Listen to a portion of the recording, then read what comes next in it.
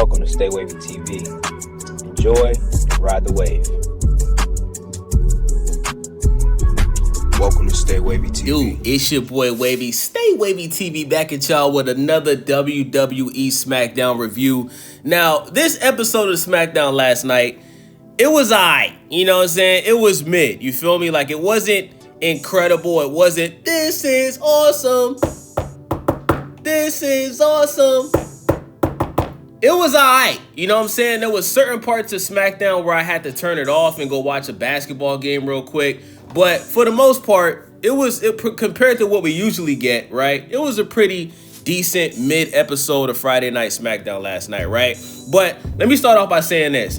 The crowd in Fort Lauderdale, for those that don't know, I'm born in Miami, raised in Broward County, bruh. The crowd last night in Broward County, Fort Lauderdale, bruh, was very quiet, bro. Like, Broward County is a very non-friendly area, but the fact that Randy Orton came out, the legend killer, and the crowd was not hyped up, like, I couldn't hear, usually when Randy Orton comes out, you can hear the fans, screaming his theme song, even until the point where the match is about to start.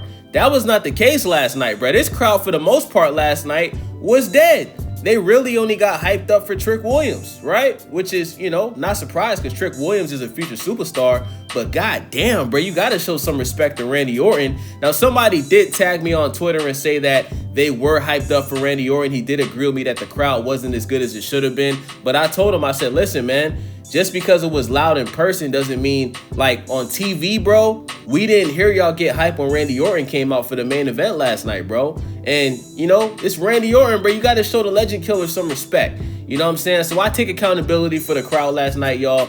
Broward County is just a non-friendly area. If you know, you know, right? So let's get into the show. So we start the show off with Cody Rhodes.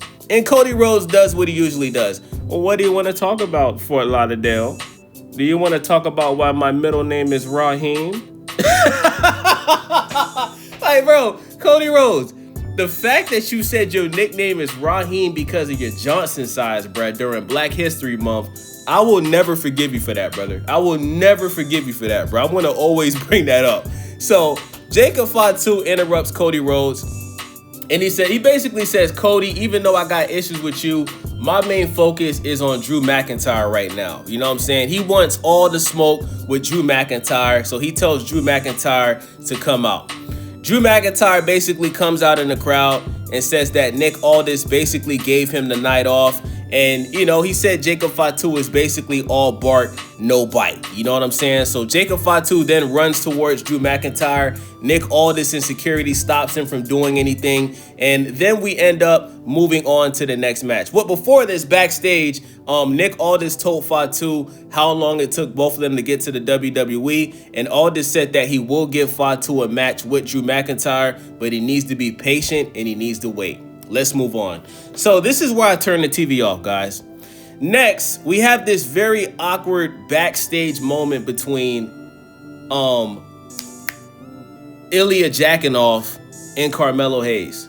So Ilya Dragunov starts smacking the back of Carmelo Hayes' neck and grabbing his neck, bro.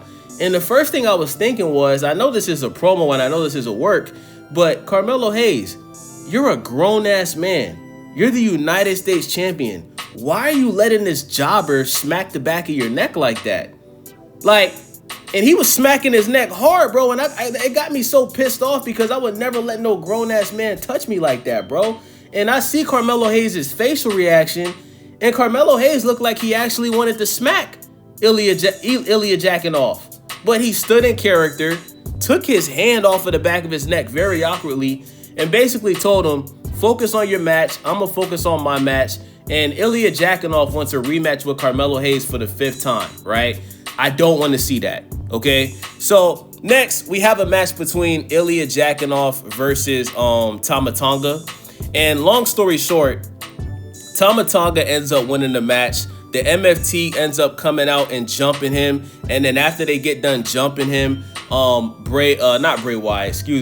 Wyatt Six ends up showing up, and basically we find out that Solo Sikoa has a match coming up with Bray Wyatt's brother. Who gives a fuck?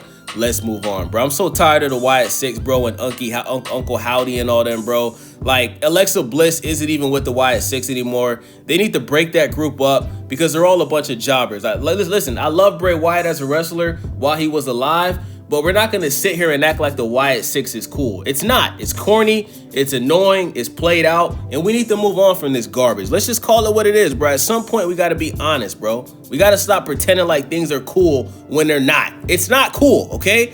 So next, we hear from the WWE Women's Champion, Jade Cargill, who I think is the sexiest woman in the WWE right now, bro. She is just gorgeous, you know what I'm saying? I think Jade Cargill needs to play Storm in an upcoming Marvel movie. I think she's perfect for the role.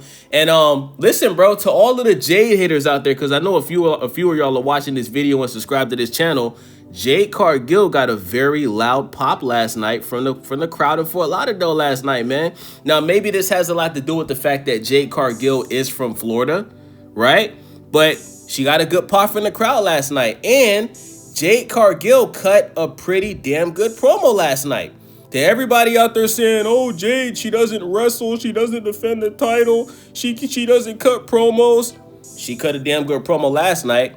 So Jade basically called out Jordynne Grace and said that she tried her best, but it wasn't good enough. Jade said when they step to her, they fold. Jade also said she knows that Liv Morgan is making a decision in her area where she lives out of Atlanta Monday on Monday Night Raw.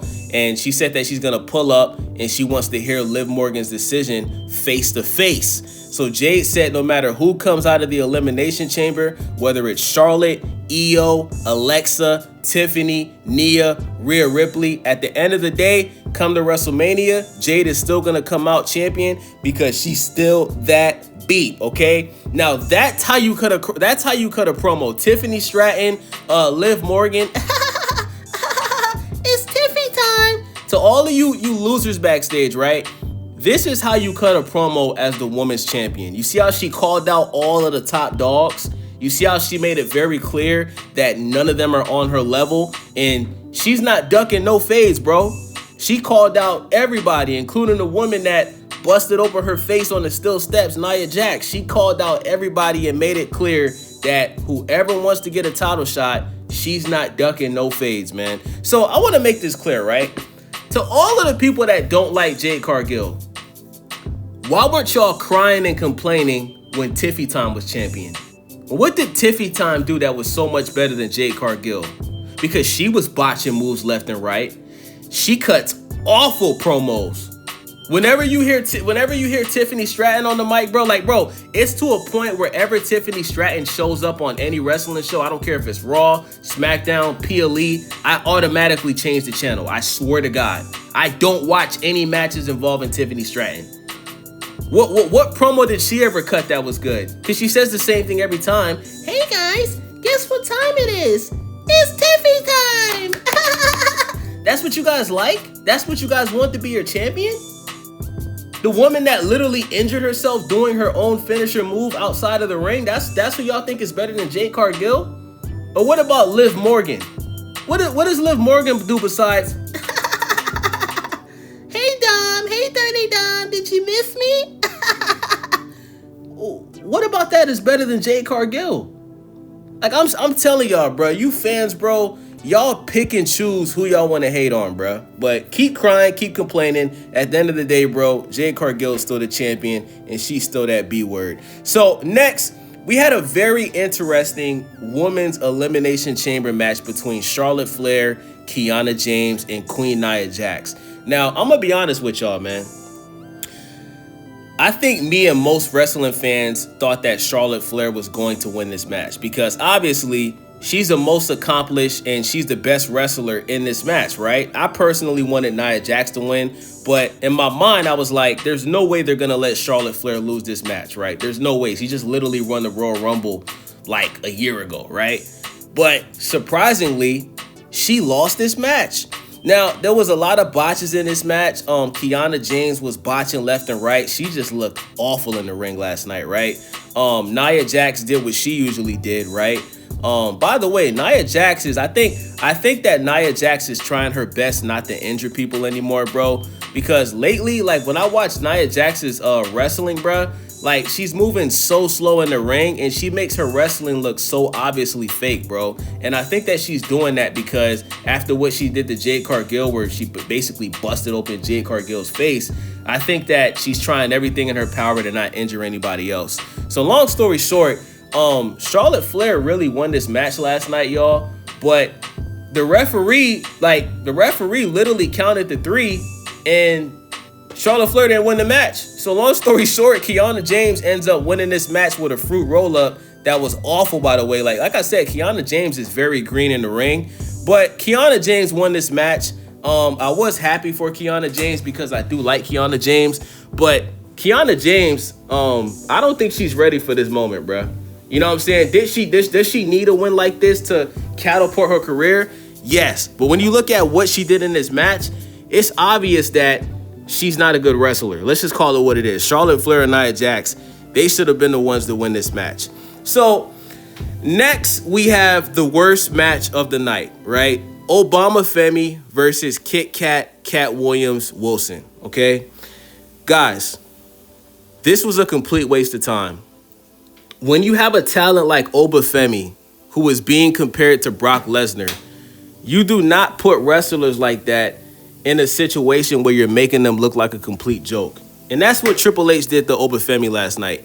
Even though I think Trick Williams is more of a superstar than Obafemi is still a beast. Obafemi is still, he has the potential to be a superstar in the WWE. And the fact that you put this guy in a boring, pointless promo with Cat Williams, see, I'm getting tongue twisted talking about this bullshit. Like, first of all, they already cut a promo together before. This is the second week in a row you have a situation where Obafemi is cutting a promo with Kit Wilson.